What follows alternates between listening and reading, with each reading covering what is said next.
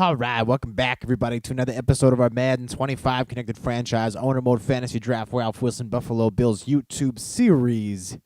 Today, we are coming off our loss to the New England Patriots, our second loss this season to the same team. We lost the first game. We sit at 9-2, and as disappointed as we are in the loss, we still, fortunately, have a 2-game lead in the AFC East, and we still are we're still doing just fine. We still optimistic about the direction of this team, and I hope you guys are too. And hey, loss, sometimes the best thing that can happen to you is taking the loss. As disappointed as we are with how things played out, it's something we'll bounce back from. We start off today by negotiating with some of our players. We're being prompted to continue negotiating with some of our guys. And Doug Baldwin, as you can see, he wants $11 million over 4 years. We offered him 2.5. We were lowballing him. So what I think we're going to do is we're going to give him some guaranteed money to get him up to about the 10.8 mark. Give him $200,000 guaranteed every year. That adds an extra $800,000 onto the value of the contract. Obviously, the guaranteed money would mean that we have to pay out that money if we trade him, regardless of that. But I don't think we're going to have Doug Baldwin on the move anytime soon. So hopefully he will sign that deal and we'll get him under contract. As for our other guys that we've been notified to begin or with whom we've been slated to begin negotiation, let's go ahead, go to the re-sign page. First of all, this will tell us whether or not Doug Baldwin has re-signed. And no, he has not. He wants a little bit more money. So we'll see. These are guys with whom we are negotiating. We have Campbell and Baldwin on the go. These are the rest of the parties that to whom we can make offers. So let's go ahead back to Doug Baldwin here. We'll enter negotiations. We lowballed him a little bit, and you know what? Let's see if we can get this up to $250. That gets him up to his $11 million. This is exactly what he wants. It's not a ton of guaranteed money, but it is $1 million guaranteed. Hopefully that's enough to get him signed, and it's not. Jeez, man. We don't want to go and go as far as to one of the issues with contract negotiations. Sometimes if you push somebody too far, they'll just throw their hands up and say, "Okay, I'm done. I'm testing free agency." So what we're going to do is we're just going to give him slightly more guaranteed money. I'm not giving him any more than the $11 million because I feel like that's a good price for both sides, about $2.66 million. And he's still willing to negotiate, but let's let that sit for today. We'll come back to that. Meanwhile, Bruce Campbell, as our backup left tackle, wants $14.1 million over 4 years. Let's go ahead. Let's see if we can. Now, I'm okay with giving Bruce a little bit of guaranteed money, but he's a guy who might be on the move, depending on who we're able to draft this season, how long Michael Roos is able to be around. So given that he's going to have value on the open market, I'd be willing to overpay him a little bit in salary and keep the bonus down so that we can move him if we're able to. Especially given his skill set not necessarily being exactly where we want our skill set of our left tackle to be, and he is not signed. Man, it's hard to get some of these guys to re-sign. Now, let's take a quick look here what the rest of our guys want. Danny Watkins. Holy smokes, Danny Watkins. Okay, Danny Watkins, going on 30 years of age, playing behind Ben Grubbs, will not be re-signed. He wants just under $6 million a season. We can't afford that. So Danny Watkins will go to free agency. Chris Connie, our backup free safety to Jamarcus Sanford, wants less than $1 million a year. Personally, I think we should be very happy to give that to him. Let's go ahead. Let's see if we can. Let's give him a tiny bonus, $50,000 a year, and let's go $850 salary. Exactly what he wants in terms of the money. And let's hope he's not a douchebag and just takes it. And he's not interested.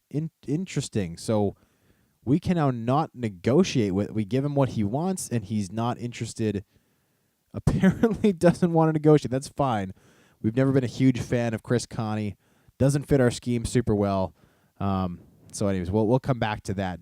Jeff Cumberland, meanwhile, the backup tight end, he wants 4.7 over 3 years. I think he is worth that quite easily. If we offer him 1.5 per year, I like the length of this contract, getting him under contract until he's 30. We'll give him a little bit of guaranteed money, $100K, easily eatable in the instance that we want to back away from Jeff Cumberland, and he is signed. So Jeff Cumberland takes that deal. Isn't that refreshing? A player who says, I want this, and then you give them this, whatever that happens to be, and they're like, yep, absolutely. Mind-blowing. Meanwhile, Miles Burris, I think this is a good deal for us. $1 million is all he wants a year. Let's give him $100,000 guaranteed. Simple. Keep him up in his backup role. He has developed very nicely for us. He's a special teams demon with his speed and his size. And bada bing, bada boom, he's done. And the beautiful thing is with guys like Cumberland and Burris, they're young enough and they're talented enough that other teams in the league would want these guys. And so if we're able to sign them to deals like this where there's little guaranteed money, they can become big trading chips for us. Not that we necessarily want to trade them away. It'd be nice to keep both guys for an extended period of time. But anyways, it just leaves us with options. Now, Jason Hunter, Roberto Garza, as much as Jason Hunter has played well for us this season, did a fine job when Bruce Irvin was hurt. Don't think we're going to re-sign him. A little bit old. We can find somebody better. And Roberto Garza, he's there in terms of his age. We're upgrading the center position this season, so he will not be offered a contract. We can find someone in free agency who's as good as him. So Bruce Campbell, let's try upping the money just a little bit. I think we get rid of the bonus because he's being annoying. And let's offer him now. Let's go ahead. Let's offer him 3.8. This is $1 million overall, more than he's asking. So we go above on the salary. I'm willing to overpay him on the salary a bit, and he is still negotiating. Doug Baldwin, all right. We'll leave Campbell and Baldwin because they don't know what they want right now, and we'll move on with our regularly scheduled programming. Again, 9-2 Buffalo Bills. We go ahead today. We're going to progress our players. And by the way, we wish our best to Roberto Garza and Danny Watkins and Jason Hunter, all the guys who will not be re-signing with us because that's just how it works sometimes. Sometimes you can't get everybody under contract. It's impossible. So here we go. We start off with our defensive linemen. We got Thaddeus Gibson up first. Thaddeus Gibson, we want to work on his play recognition a whole bunch. Play recognition is important, especially for defensive ends, because of the big introduction of the read option. Defensive ends can make or break a defense that's playing against the read option. So if you're playing against Russell Wilson, RG3, etc., that is essential to have defensive ends who can recognize the play and move accordingly. So we get that up to 70, at least starting to get it to respectability. And from there, we can get his, I love this, we can get his block shedding up to 90. That is huge. We can get his, now power moves, finesse moves for him. I like that they're even. They're sitting at the 85 level. Let's go ahead. Let's get his tackling up 1. And Thaddeus Gibson, who's grown like a weed for us since day 1 when he was brought in just to play backup to Rob Ninkovich, but took over that spot, now up to 88 for us. Beautiful stuff. Still just 26 years of age. Beautiful. Love it. Next up, we got Rob Ninkovich. Rob Ninkovich, obviously playing in the middle for us this season, has disappeared quite a bit this season, unfortunately. Has not played very well in the middle. That is why we are bringing along some of our other defensive tackles who we have. We upgrade his hit power once, obviously with Rob Ninkovich being as old as he is. Not ancient yet. I think he's just 30 years old. We'll be able to double check in 1 second. There you see it. He's 30, but those upgrades are going to be a little more expensive. Meanwhile, Austin Lane comes in. We'll go ahead, get his awareness up just a little bit, get that up to about the 80 mark. I know we've put a lot of time and effort into this particular rating so far. After this, probably looking at his block shedding and his tackling. His tackling, I haven't seen what number it actually is, but it can't be very good, judging by how high it is. There you go. So we'll see if we can get that up to 80 as well. His play recognition also needs a bit of work, but it's not that bad for right now anyways, especially considering Austin Lane predominantly just plays on goal line plays right now, is where he gets most of his playing time. So we'll be able to get his block shedding up to 83, and that'll be the end of it. So Austin Lane doing a nice job, was one of our off-season signings to come in and back up Gibson while Ninkovich moved to defensive tackle. And there you go, up to 77. Nice work there. Now we're on to the right end spot. Bruce Irvin, who missed so much this season with an injury, coming in here, will be able to get his awareness up to about an 85, which is what I would really like. We upgraded his tackling as well. That's okay. He needed an upgrading in tackling. So we're able to get his awareness up to 85, which is huge. His awareness was not good coming in. His consistency is already a 2. I'm going to go ahead upgrade the block shedding. I'm tempted to get the consistency up. I'm sure we'll get it up eventually, but block shedding up to 90 is huge because that will allow him to become a better pass rusher. Meanwhile, we get his stamina up a little bit. Hopefully now we have a better pass rusher. And we're going to rework the way, I think this offseason, the way our defensive line operates because it has disappeared at times this season.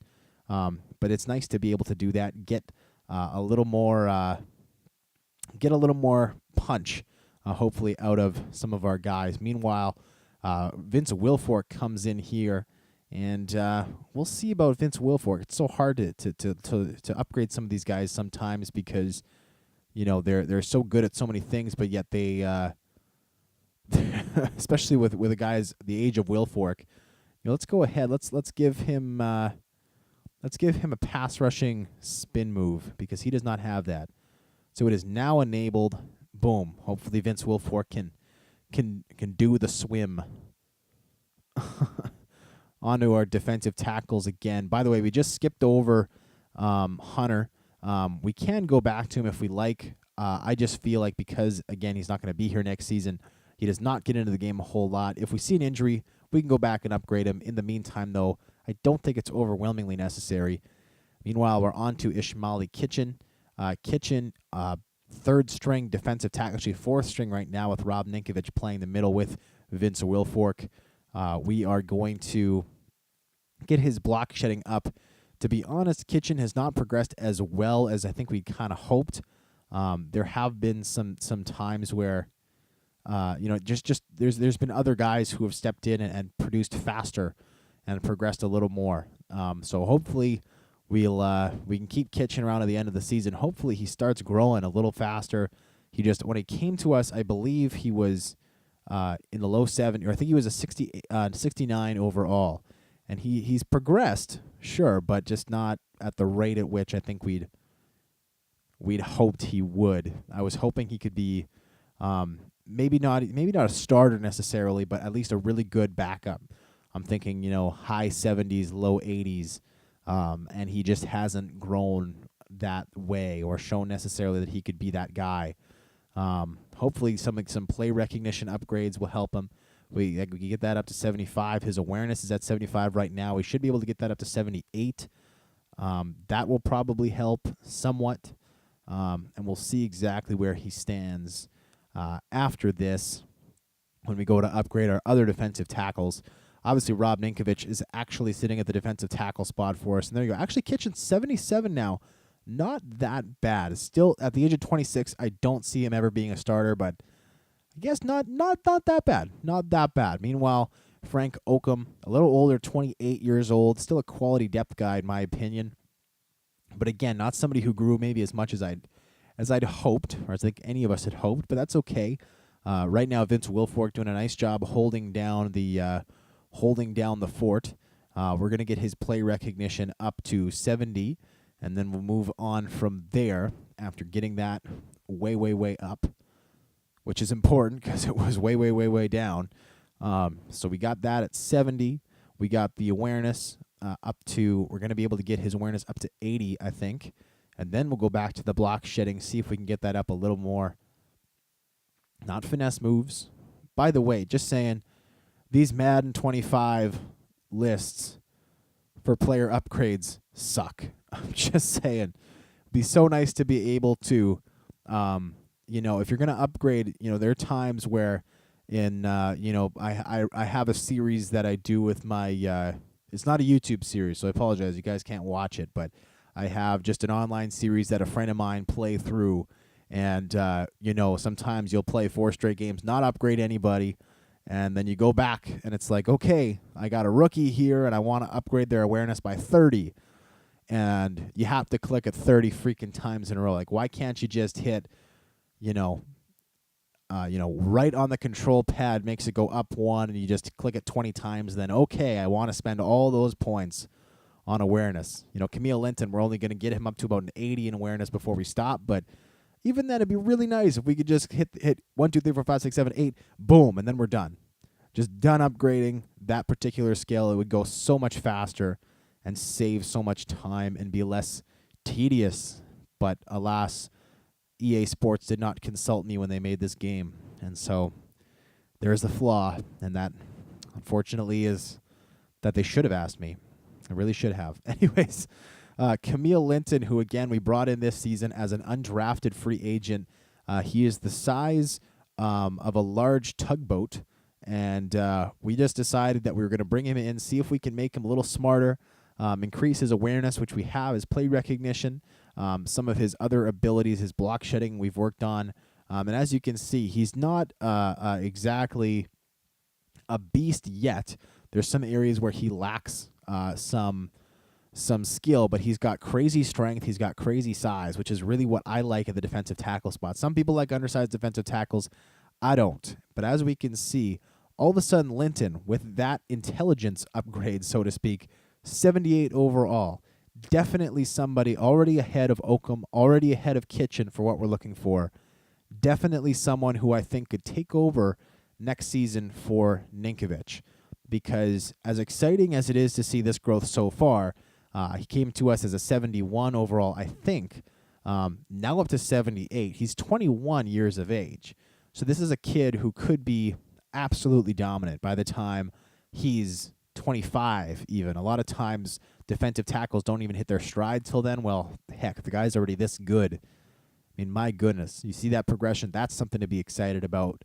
Meanwhile, we go to our scouting. Our scouting so far has been pretty all over the place, to be honest. We've basically decided that we want to go with Macon Benedict with our first pick. He's the top center prospect. And we've looked kind of across the board here and there, seeing what's what. Personally, I believe we've also scouted some right outside linebackers. Yeah, we did that on Monday. I would like to go back to our corner situation because we have looked at drafting a corner. We've looked at basically rounds 4 to 7. I'd like to look at some of the more middle round guys. Just in case there's a diamond in the rough we haven't come across yet. I like this. Well, actually, I really like a Dantor and Danshaw. Got some speed that I really like. Unfortunately, speed is really expensive, and it's one of the things that I kind of insist on checking out when I'm looking at corners, especially. But as we can see here, Danshaw, not awful. I don't like the speed being a B. But the man coverage, zone coverage, pretty good for a rookie corner. So that's not bad at all. Let's go Axel Adantor. What a name, Axel. His speed is just a B again, but his jumping is not bad. Zone, I don't like the coverage at all. Yeah, don't like this cat too much. Though the play recognition and the awareness is really nice. Strength isn't bad. So maybe Adantor, a little bulkier, but maybe somebody who could play really well in the nickel position, which is where we're kind of looking for somebody, given that our top and second corner spots are really nice in the meantime. And Kirkpatrick that's ultimately where Kirkpatrick is supposed to play as well.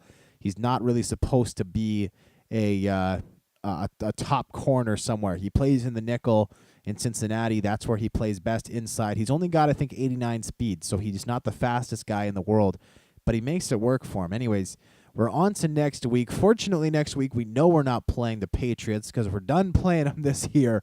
There is a very small chance we could see them in the playoffs, but that would only be if the Patriots can essentially win out.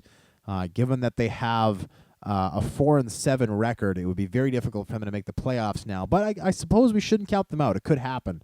They beat us twice, and it's something that no other team in this entire series has done. So we'll see who we're playing next week, and we are on the road against New York. The 3-8 Giants will be our foe, so we'll be able to take them on, and we'll check them out. In the meantime, we're going to go to practice. Also, we have some notifications here.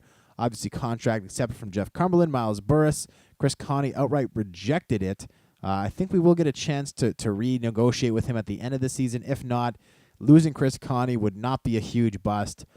Just given that we're not a huge, he's failed. I'll just say this: he's failed to impress when he's gotten into the game, and especially because we have also had a chance to, with Jason Romano progressing at the right now 5th spot on the cornerback depth chart.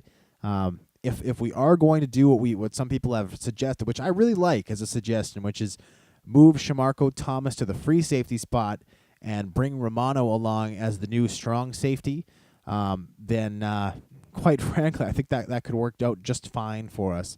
So we'll look at doing that potentially as well. All right, so we're going with practice. We're going with up by 3. I like up by 3 because it's advantage flippity flops, because on 3rd and 5 they have a chance to get a first down, put the ball in the end zone. However, we have the advantage oftentimes by the last run of it, because we get a chance to get the ball last, generally speaking. So Thomas, we're going to pinch him up. And 3 receiver set on the left side. They're passing it over the middle. Whirls in coverage on number 82. They get the first down. Flippity flops at the 12-yard line. Flippity flops are a fickle team. They are a fickle group of guys with whom I would not want my daughter, if I had one, associating with. They are shifty. They are not trustworthy. And right now they are in a 5 receiver set. The quarterback stands alone. He's looking deep to the end zone. No, he gets a sack. Beautiful shot there from Jason Whirls coming off the edge, making good for giving up a catch on that last play. Here a 2-1-2 coming out. We're going to go back to the 4-3. Over plus is what I'd like to see. And we'll go with Sanford on the right side this time. There's 2 receivers to the right side. We're going to pinch up with Sanford just a little bit because the running back has some extra blockers, and they're going. Thomas hits the tight end on the goal line, but he's unable to bring the tight end down. Touchdown, flippity flops.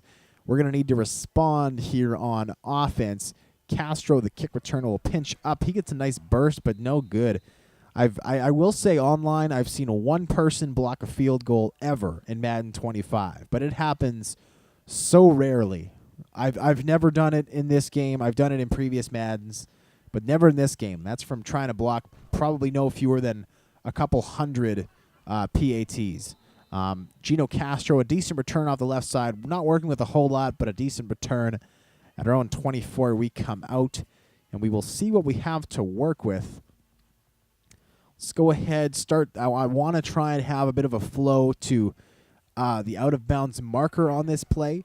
And Ryan Williams is going to have a chance to get the ball upfield, and yeah, not much doing. 4-yard catch, and that should be the last play before the 2-minute warning, unless we're able to get it off. Really? No, we're not. I looked for a moment like we might actually get it off. Whew, that would have been fast. We're not able to do so, and so we will go ahead. This is 2nd and 6 upcoming. 2 minutes left in the practice scenario. Aaron Rodgers in the shotgun. He has Deshaun Jackson lined up in the slot. Bada bing, bada boom, quick out. That's a first down. Clock running. 1:50 left. We're going slot flags. Double slot corners here. Jackson and Baldwin. Meanwhile, Doug Baldwin on the other side is heading straight out. We're going to go over the middle, and it's picked off by the outside linebacker. We try to lead the running back over to the other side, and it's picked off. No good. The outside linebacker was waiting there for that one. Let's go ahead, check out the replay. Yeah, I think we maybe would have had, oh, you know who we had underneath? We had Mario Manningham running right to left. Unfortunately, I tried to throw the ball more upfield, more to the right-hand side. Just didn't work out. Outside linebacker reacts perfectly to the ball. And you know what? Why not? That'll be our thumbnail for the day. Because if I don't get it now, then I'll forget. I'll forget to do it later.